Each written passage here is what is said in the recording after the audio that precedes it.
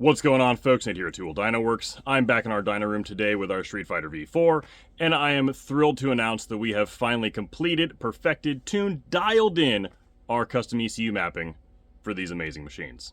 Now, our tuning for this bike is the result of over 200 passes with this thing on our dyno, a handful of track days, tons of data logging, and just nitpicking every single map and parameter to get these things to perform how we want them to perform. Because while they are amazing machines right off the showroom floor, there is a lot to be improved on with the ECU mapping on these bikes. After break-in, when this bike was bone stock, it made about 178, almost 179 horsepower and about 79 pound-feet of torque to the tire on pump gas. And again, that's just with a bone stock mapping, bone stock exhaust, bone stock everything.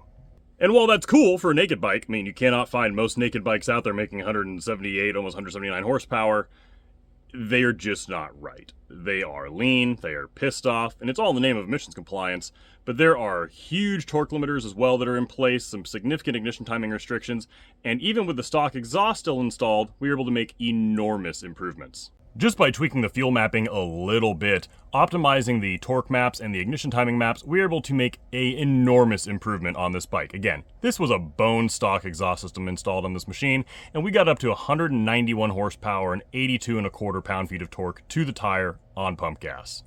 Now, 191 horsepower is fucking wild on a naked bike. I did a couple track days of this thing with the exhaust still installed with just that mapping that we had in place, and it was bonkers. The trap speeds I was able to achieve did not make any sense without a proper aerodynamic supersport machine, and it was a blast to ride. But there was still a few things that I wasn't thrilled about the bike.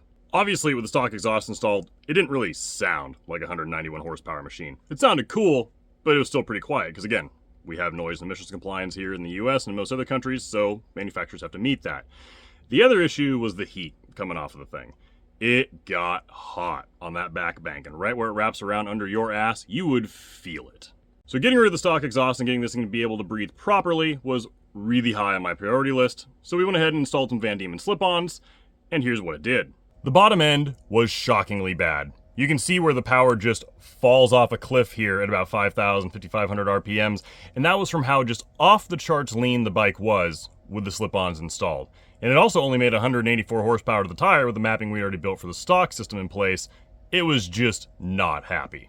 But that was to be expected, because with any modern motorcycle that has an exhaust flapper in there, once you remove that, you change the airflow characteristics so dramatically that the fueling is going to be fucked. There's no way around that.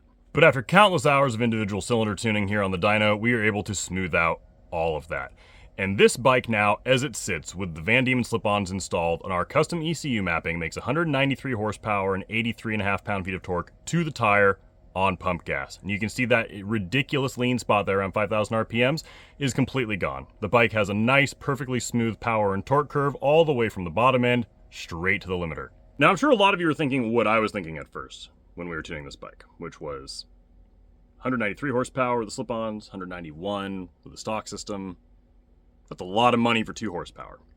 But it's not 2 horsepower. If you look further back in the RPM range, there are some pretty darn significant improvements from the stock exhaust versus the slip-ons we now have installed, and again, with proper mapping for each setup already flashed in the ECU. You can see that right there through kind of what I'll call the bottom third of the mid-range, there's some pretty significant improvements. Right around 6,700 RPMs, you're picking up 8 horsepower and about 6 pound-feet of torque. There's virtually no change then again on this bike all the way till about 10,500 RPMs. And there's just another significant improvement there until about 13,000 or so. I'll actually highlight that area for you right around 11,300, 400 RPMs just so you can see again there's another 6 horsepower there, another 3 foot-pounds of torque.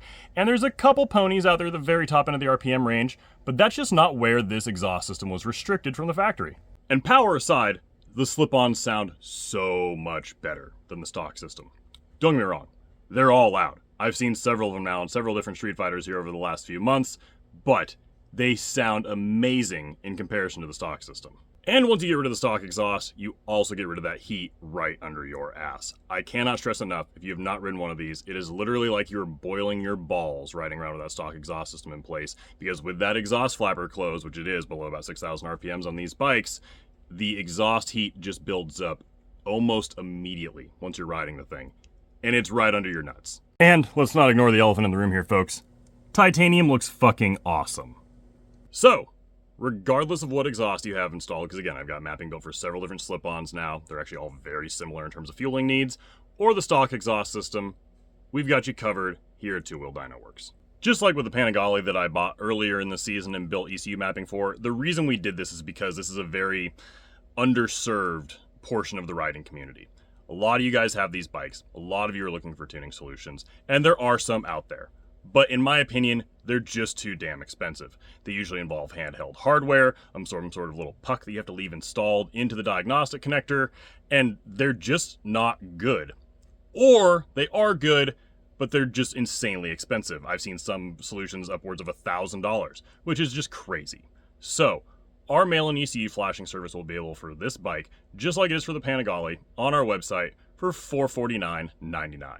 That means you can get the same incredibly high-quality tuning that I have here on my own personal bike for half the cost or less than some of the other tuning solutions on the market. If you're interested in looking at the specific maps and parameters we modify to make this all happen, it's all listed there on our website in our ECU flashing service product description. So feel free to head over to tooldynoworks.com. Just go to the Fitment Finder for your year, make, model. You'll find our mail-in flashing service for this bike there, and all the information is listed there on our website.